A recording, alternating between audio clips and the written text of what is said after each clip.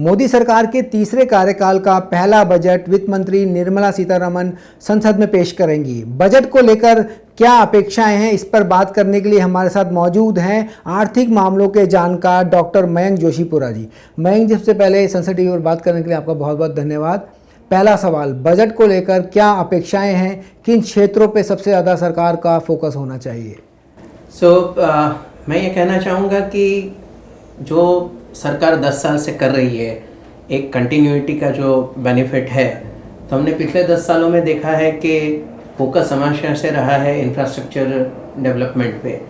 तो लगभग 50 लाख करोड़ का बजट मान लो तो 20% तक हम इंफ्रास्ट्रक्चर पे फोकस कर रहे हैं। डिफेंस, रेल, रोड, ये सब बहुत काम की चीज़ें हैं, क्योंकि इंडिया में ऐसा होता था कि बहुत लंबा टाइम लग जाता था चीज़ों एक जगह से दूसरी जगह पहुंचाने में, कंपेयर टू दूसरे डेवलप्ड कंट्रीज़ इनएफिशिएंसीज होती थी। तो एक बार ये लॉजिस्टिक्स का चैलेंज ठीक हो जाता है तो काफ़ी बेनिफिट्स हो सकते हैं उसके। तो वो गवर्नमेंट को हमें क्रेडिट देनी पड़ेगी कि नॉर्मली क्या होता है बजट में कि इंफ्रास्ट्रक्चर जब बनाओ तो कोई इमीडिएट बेनिफिट नहीं मिलता। मतलब आप दिखा नहीं सकते लोगों को कि ये कल ये हो गया कि आपकी जेब में इतने पैसे आए। आगे जाके हमें क्या करना चाहिए कि हमारा फोकस जो फिजिकल इंफ्रास्ट्रक्चर पे है, मैं कहूँगा कि डिजिटल और सॉफ्ट इंफ्रास्ट्रक्चर भी इतना इम्पॉर्टेंट है। हम हमेशा जब भारत की या इंडिया की बात करते हैं, हम कहते हैं कि हम यंगेस्ट कंट्री है, हमारी 35 ईयर्स से कम पॉपुलेशन है। उसको लोग डेमोग्राफिक डिविडेंड की तरह कहते हैं कि भाई जितने यंग लोग हैं, वर्किंग पॉपुलेशन ज़्यादा है, तो आगे जाके इसका हमें बेनिफिट हो सकता है। अब उसका एक रिस्क ये है कि आप अगर अपने यूथ को ठीक से एजुकेट नहीं करोगे और हेल्दी नहीं रख पाओगे, तो वो जो आपका एडवांटेज है वो आगे जाके प्रॉब्लम बन सकता है, क्योंकि अनएम्प्लॉयड यूथ एंड वो दैट कैन क्रिएट प्रॉब्लम। तो मेरा ये है कि आप चाइना, यूएस ऐसे कंट्रीज देखो तो एजुकेशन पे जो आउटले है बजट की जीडीपी का परसेंटेज अगर आप देखते हैं तो लगभग 6% तक है। हमारा अभी भी अराउंड 3% है। तो ये थोड़ा आगे हमें फोकस करने की जरूरत है कि एजुकेशन कैसे वी कैन इम्प्रूव और उसका इंफ्रास्ट्रक्चर और उसमें आउटले कैसे इंक्रीज कर सके। दूसरा एक हमारा होना चाहिए कि हेल्दी पॉपुलेशन होना चाहिए। जो वर्कफोर्स है वो अगर काम नहीं कर पाएगा तो कोविड टाइम पे हमने देखा कि we could do a good job, क्योंकि बहुत सारा मतलब ये जो वैक्सीनेशन का और वो कर पाए, तो डिजिटल इंफ्रास्ट्रक्चर ने भी बहुत हेल्प किया। तो बेसिक हेल्थ केयर और एडवांस हेल्थ केयर में हमें और स्पेंडिंग करने की जरूरत है। जो टारगेट 2017 में नेशनल हेल्थ कमीशन ने और उन्होंने प्रपोज किया था कि 2.5% ऑफ जीडीपी होना चाहिए, हम 2% के आसपास पहुंच रहे हैं, पर उसमें एक आगे काम करने की जरूरत है। सो ये दो मेजर एरियाज मुझे लगते हैं कि फिजिकल इंफ्रास्ट्रक्चर के साथ साथ अगर हम इन दोनों पर भी काम करें तो हमारा जो बेनिफिट है यंग पॉपुलेशन का, डेमोग्राफिक डिविडेंड का, वो हम बिल्ड कर सकते हैं। आपने बात की जो छात्र उनको काबिलियत की बात की, शिक्षित हो लेकिन साथ में प्रोडक्टिव भी हो। ऐसे में सरकार की जो योजनाएं हैं, स्किल इंडिया की बात करें, स्टैंड अप इंडिया की बात करें, इन दोनों योजनाओं की जो अहमियत है उसे आप कैसे देखते हैं और कितना जरूरी है देश के छात्रों को स्किल करने में? तो दो चीजें हैं कि एक तो आप लोगों को पढ़ाओ और एजुकेशन दो, दूसरा वो एजुकेशन आगे जाके जॉब्स में या अपॉर्चुनिटीज में कन्वर्ट होना चाहिए। हमें दोनों चीज चाहिए। ऐसा नहीं है कि सबके सब स्टार्टअप चला सकते हैं, मतलब काम करने वाले लोग भी चाहिए। तो स्किल्ड मैन पावर, और अभी क्या हो गया है कि सर्विसेज इंडस्ट्रीज बन रही है, जैसे फाइनेंस में है या आर्टिफिशियल इंटेलिजेंस, और नए नए एरियाज आ रहे हैं। तो उसके लिए एक स्किल सेट भी अलग चाहिए। मतलब वो जो पुरानी तरह के जो मैन्युफैक्चरिंग का काम वो तो चलता रहेगा, पर all types of skills labour is required. तो हमें क्या करना पड़ेगा कि ये देखना है कि आगे जाके 10-15 साल में किस तरह की जॉब्स और अपॉर्चुनिटीज बनेगी, और उस एरियाज में अगर हम शुरू से काम करें। मेरा एक और कोई पॉइंट है इसमें कि नए छात्रों की बात तो छोड़ो, जो अभी जो काम कर रहे हैं, पहले का जमाना नहीं रहा कि अभी मैं 15 साल एक ही काम करूंगा और मेरा चल जाएगा।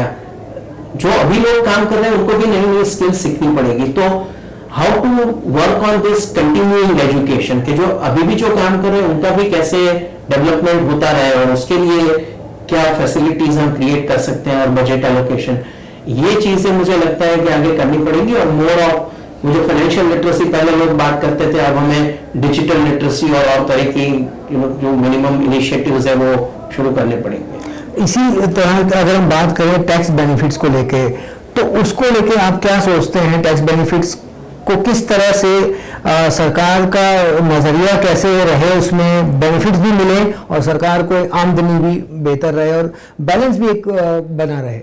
आपकी बात बिल्कुल सही है। अभी मैं कहना चाहता हूँ कि देयर इज अ कॉन्सेप्ट जो कहते हैं टैक्स बॉयंसी के, कितने जीडीपी अगर 6% से हो रही है तो टैक्स कलेक्शन 10% से हो रहा है, मतलब आपको टैक्स बढ़ाने की जरूरत नहीं है, कंप्लायंस इंप्रूव करना चाहिए। मतलब जो लोगों को टैक्स भरना है उनको भरना, तो आप ऐसा कैसे इंश्योर कर सकते हो? और उस दिशा में अभी बहुत काम हुआ है डिजिटल रिकॉर्ड्स और उसकी वजह से। तो उसके साथ पर्सनल टैक्सेशन पे थोड़ा काम करने की जरूरत है। अभी क्या हुआ कि 2020 में हमने वो न्यू टैक्स रेजिम लाया कि कुछ सरल कर देते हैं, कुछ चीजें निकाल दी, और फिर अभी दोनों चल रहे हैं साथ में, तो इससे काफी कंफ्यूजन क्रिएट हो रहा है। तो आगे जाके मुझे लगता है कि कुछ चीजें हैं जिनमें लोगों को बेनिफिट्स देने चाहिए, डिडक्शन एग्जम्पशन का। फॉर इंस्टेंस आप एक एग्जांपल देख लो कि हम जो एजुकेशन की बात कर रहे थे, तो वो पुराना एक 80C सेक्शन हुआ करता था जहाँ 1.5 लाख रुपए तक आपको टैक्स डिडक्शन या छूट मिलेगा उसमें। तो किसी ने हाउसिंग लोन लेके रखा है तो उसका तो जो प्रिंसिपल वो भरेंगे उसी में, या तो इंश्योरेंस पॉलिसी लिए उसी में 1.5 लाख रुपए चला जाएगा। तो वो जो चिल्ड्रन एजुकेशन के लिए जो ट्यूशन फीस के सामने डिडक्शन मिलता है उसको अगर हम अलग कर सकें तो देयर इज एन इंसेंटिव कि जो मिडिल क्लास है वो हमेशा सोचता रहता है कि पैसे इस पे खर्च करें उस पे खर्च करें। इंडिया में अभी भी ये गर्ल्स चाइल्ड एजुकेशन का चैलेंज है कि जब 2 में से 1 को पढ़ाने की बात आती है और बजट कंस्ट्रेंट्स है घर में तो लड़कों को पहले पढ़ाएं। तो ये जो दिशा में काम कर रहे हैं उसमें हम कुछ एडिशनल इनिशिएटिव्स और इंसेंटिव दे सकें। और अभी महंगाई इतनी पूरे दुनिया भर में चल रही है, पर 5-6% का जो इन्फ्लेशन है और सब्जियों के भाव और वो सब लोग देख रहे हैं, तो उसको देखते हुए अगर कुछ हम छूट दे सके कहीं पे, या तो टैक्स का थोड़ा लिमिट बढ़ा सके। पैसे वाले सब हाई इनकम ग्रुप वाले पैसे टैक्स पे कर सकते हैं, पर जो नीचे लोअर मिडिल क्लास है उनके लिए थोड़ा कुशन क्रिएट करने की जरूरत है। और क्योंकि ये पहला बजट है, इसमें आप कुछ चीजें कर सकते हैं। मतलब जैसे ये आगे जाते जाएंगे वो चैलेंजेस बढ़ती जाती है, पर ये एक अपॉर्चुनिटी है उसमें काम करने की। देखिए, देश के विकास के लिए सभी क्षेत्रों का विकास जरूरी है। ऐसे में सरकार का जो लक्ष्य है वो आमदनी भी उनकी जरूरी है। तो जो टैक्सेशन की बात हम करते हैं तो टैक्सेशन अभी भी करीब 5% के खिलाफ ही के करीब ही है जो टैक्स पे करते हैं। ऐसे में किस तरीके से सरकार की आमदनी बढ़े, साथ ही जो आमदनी है उसका जोर सभी क्षेत्रों में लगाया जा सके, तो इसको किस तरह से आप देखते हैं आमदनी बढ़े और सरकार का जोर सभी डेवलपमेंट में हो सके? सही बात है, आपने जैसे कहा मैंने जो टैक्स बॉयंसी की बात की, अभी क्या हो गया है कि डिजिटल रिकॉर्ड्स और एआई इसमें भी यूज हो रहा है कि जैसे मैंने क्रेडिट कार्ड पे यूरोप में जाके कुछ खरीद किया तो अभी ये रिकॉर्ड गवर्नमेंट के पास है, या तो मैं कोई चीज खरीदता हूं तो अभी ये आसान हो गया है कि मेरी इनकम और एक्सपेंस के बीच में कोई कनेक्शन नहीं है। अगर मैं 10 लाख रुपए की गाड़ी खरीदता हूं और 5 लाख रुपए की भी इनकम नहीं दिखाता हूं, तो क्योंकि अभी हमारे पास रिकॉर्ड्स हैं, डिजिटल ट्रांजैक्शंस हो रहे हैं, काफी आसान हो गया है कि आप पता कर सको कि किसने कम टैक्स पे किया है जितना करना चाहिए उससे। तो वो जो टैक्स कंप्लायंस है वो इम्प्रूव हो रहा है। उसके साथ ये भी है कि कोई अगर अब मान लो कोई लिमिट 10 साल पहले 1-2.5 लाख रुपए या जो थी, अगर आप इन्फ्लेशन भी जोड़ दो तो उसके हिसाब से ही अभी बेसिक लिमिट है उस हिसाब से इंक्रीज होनी चाहिए, क्योंकि रियल टर्म्स में मेरी इनकम उतनी ही है।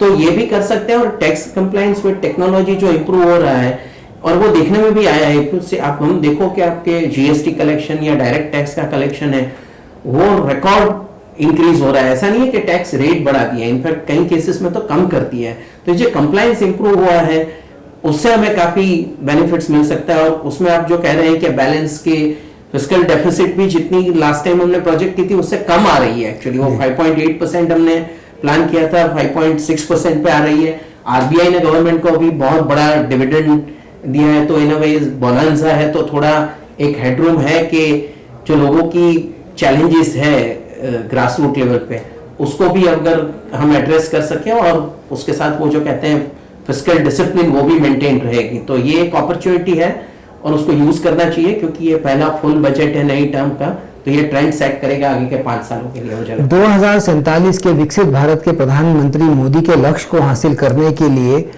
आपको क्या लगता है, कौन सी ऐसी योजना सबसे ज्यादा महत्वपूर्ण है जिसमें अगले 25 सालों के बुनियाद को रखा जा सकता है? मुझे लगता है कुछ नया करने की जरूरत नहीं है, क्योंकि बहुत सारी चीजें कर चुके हैं।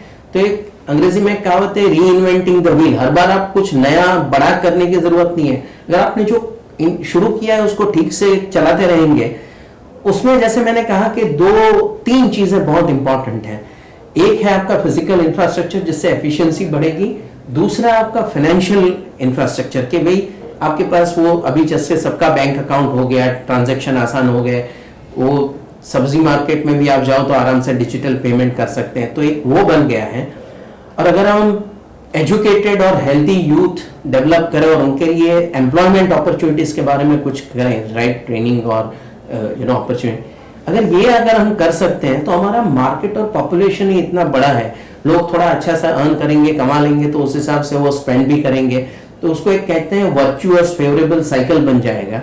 तो मुझे नहीं लगता कि कोई बहुत बड़ी चीजें करने की जरूरत है। 3 चीजें, physical infrastructure, financial infrastructure, health and education, इन लोगों के लिए कैसे एम्प्लॉयमेंट अपॉर्चुनिटीज बन सकती है। अगर हम ये कर ले तो मुझे लगता है कि आगे के 25 साल में हम विकसित भारत बनने की ओर काफी प्रोग्रेस कर सकते हैं।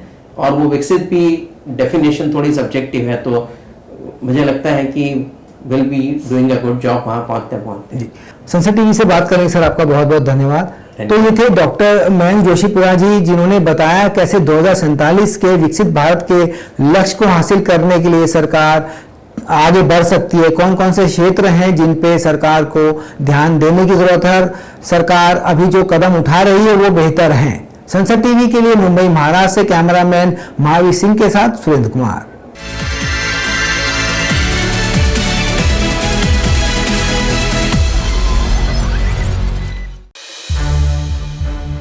संसद टीवी के और भी प्रोग्राम्स देखने के लिए सब्सक्राइब करें हमारा YouTube चैनल और हाँ, इन्हें लाइक और शेयर करना ना भूलें।